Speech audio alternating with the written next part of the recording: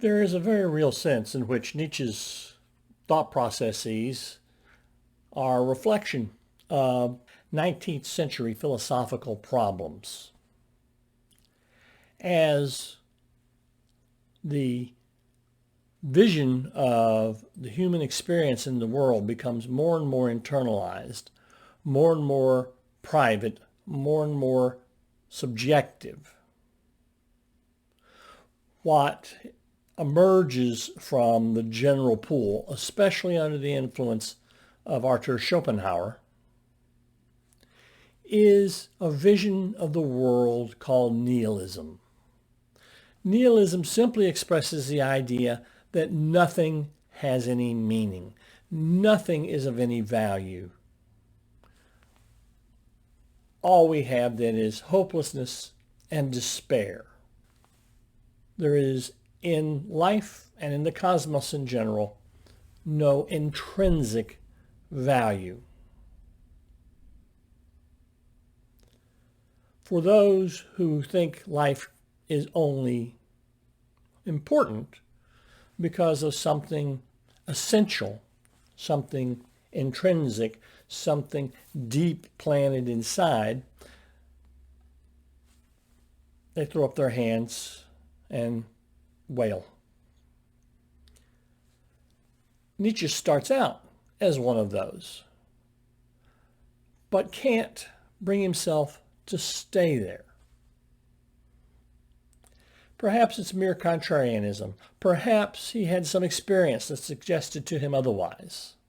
Or perhaps he simply pursued it to its logical conclusion.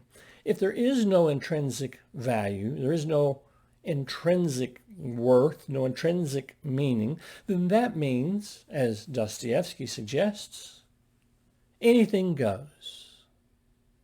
And if anything goes, literally anything goes, then there's no reason not to be happy. If anything can happen, then why not make it happen yourself? Why not push it the way you want it to go? It can be anything you want, so make it anything you want. Want what you want because you want it. Wanting it, for Nietzsche, is an expression of the life force, life energy. Call it, as he does, the will to power. Will has become an important term in 19th century thinking. It is usually seen as a blind force which moves things in the world, moves things in reality. We do not choose to have power. We do not choose to have ability.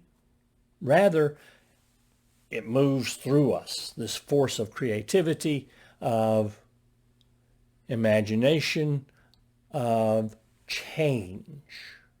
Now, once we admit to that force, once we are aware that force is there, we can steer it and guide it a little. We can become in tune with it and make it go the way we need it to go as much as possible. But that will to power is not ours to do it as we please. We have to work out our relationship to it. This is why we arrive at Nietzsche's four great errors. He sees these errors as essentially following from the Platonic sense of the world where everything is locked and fixed and orderly because of some extrinsic state of affairs from our own experience, some intrinsic quality of the universe at large. He says there is the hour of confusing cause and consequence. I think he's suggesting here that teleological thinking, that is to say, that it is the result that is the cause of the whole process, is simply wrong-headed. The result can be whatever we want it to be. What we can't do is start the force of the universe, start that great will to power. It's going. So it is not we who are the cause, we are the consequence. It is not we who shape the world per se, but rather influence that outcome as part of the causal pattern, not that result coming back to shape our experience and our reality. The error of a false causality. There are things which we attribute cause to, transcendent things, divine things, things beyond our normal experience, things that are supernatural. These cause nothing. What makes things happen is that force in the world. And again, don't understand this force in the world as something beyond the world. It is in the world. It is part of the world. It is simply his description of energy that is moving in a direction. Go all the way back to Heraclitus and when we talked about the arrow of time and how the river flows and it never comes back. It is never the same. It always keeps moving, keeps moving. That is what the will is. It is that the will to power. It is this moving force, which we can use to our advantage, which we maybe can redirect a little, but it's a force in the world with or without us. But its meaning depends on us. Otherwise, it's just motion. It's just stuff happening. It's just things going forward. It is our understanding of things that makes it happen. But it is part of this world, part of this reality, not as a transcendent thing that descends on the world. It is simply the world at work. Then there is the error of imaginary causes. Now, we kind of touched on that here just a moment ago with the false causes, but the imaginary causes are purely looking at things we thought up in our own head, biases that shape our reality, non-existent properties of the world. One of the things that embarrassed the people who wanted to make Nietzsche into a Nazi is that Nietzsche only had good things in general to say of the Jews, but more importantly still was his denial that this kind of division of people into races and kinds based on biological heritage or cultural heritage, this was wrong. He sought to be, as he said, a European, not a German. He sought to be a citizen of the world, not a citizen of Germany. This kind of racial thinking, this kind of religious thinking, this kind of working from something that isn't actually part of a physical reality. That one thing is colored orange and another thing is colored green doesn't necessarily make them two completely different things. Ice is a solid and a liquid and a gas. Not at the same time, of course. But it's still the one and the same thing throughout. These imaginary causes like race, like politics, like religion, these things aren't real. So don't invite them into the world. And then, of course, there is the error of free will. For Nietzsche, that error is very important. He is of the opinion that all that can happen will happen. So if all that can happen will happen, our choices make no difference. It's all going to happen. It's all going to come out. It's all going to manifest itself at some point. So somehow to think that we are free to choose something is just wrong.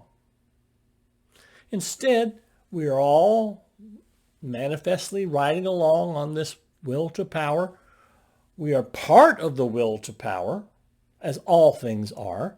Thus, our input shapes the will to power, but the will to power shapes us. So to think that we could be other than we are, we can be other than we are, okay? We obviously can be and are other than we are. Believe me, 50 years ago, I didn't look like this. But what happened to me happened to me. I was going to age. Didn't necessarily have to age the way I did age. Other things could have come out differently, but they didn't. Why didn't they? Because that's just the way the will manifested itself. I am part of the will, so I manifest the will. But I can't be other than I have been directed by the will.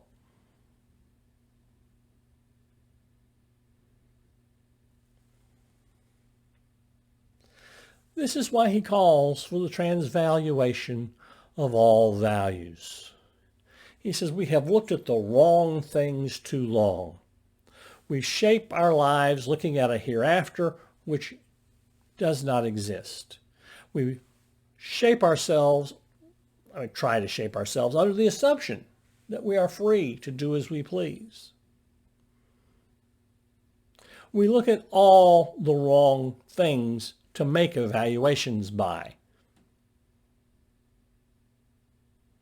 One of my favorite passages in all of Nietzsche, it plays a large role in my dissertation, is the sentence, well, the phrase actually, that says, we will only come to the end of this age of morality and tragedy when the species is all and one is always none. The species is all, one is always none.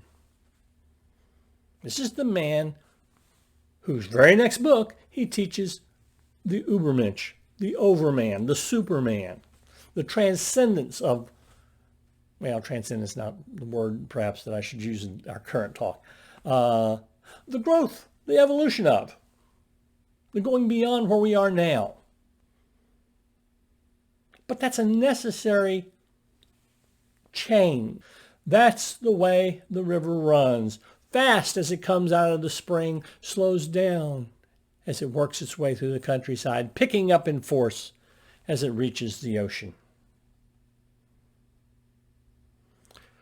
We can steer through the current just the least little bit, but we can never go back upstream. We cannot cross currents that are too strong.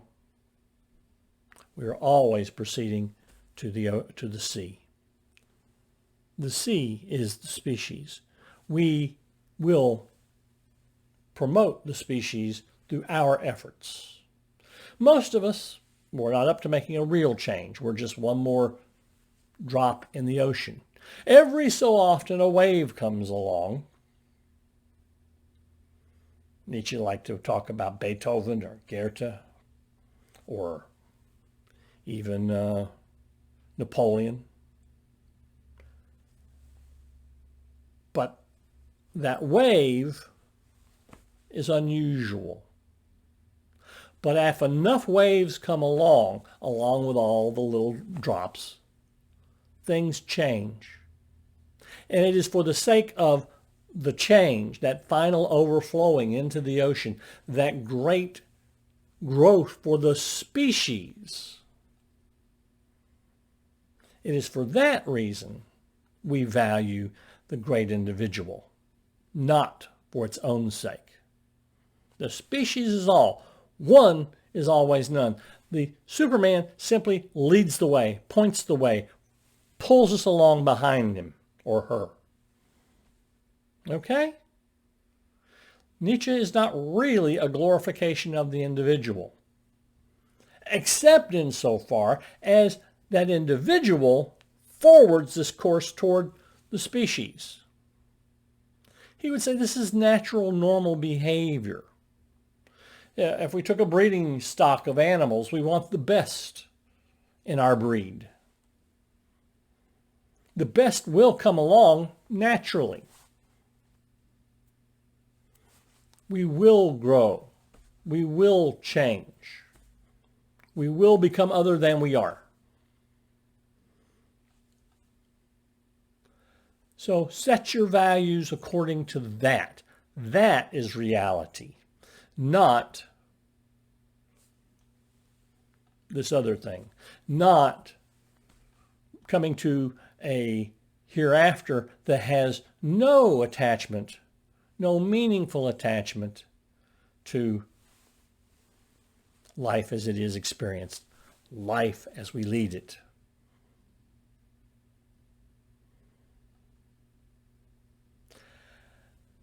I always wondered as a boy, if I get to heaven, will I have to wear glasses? And as time wore on, I realized glasses are part of who I am.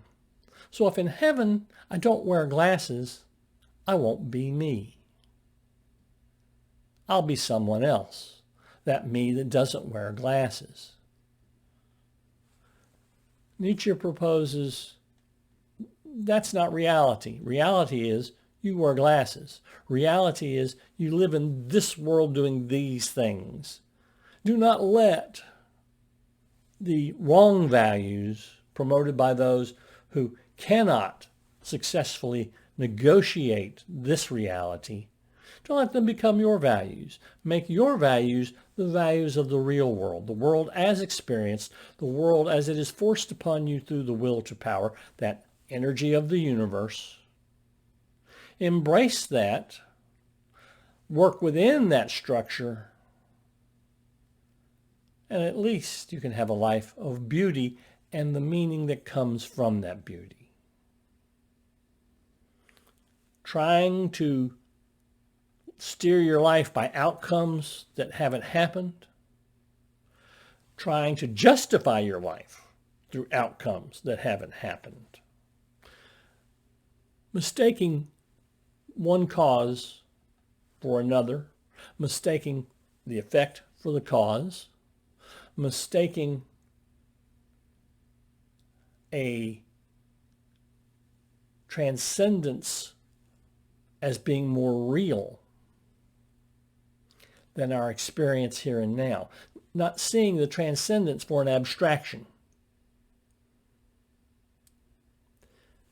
a universal versus an abstraction. Plato's cave is about a universal, about a world where things are fixed and real and eternal.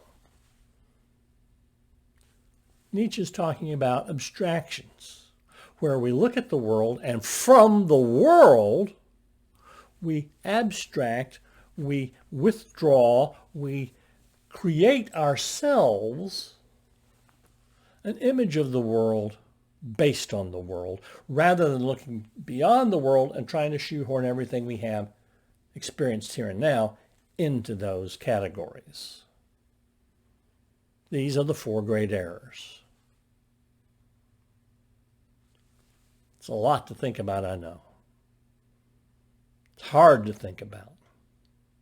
That's why we talk. By talking, we help each other in our thought processes.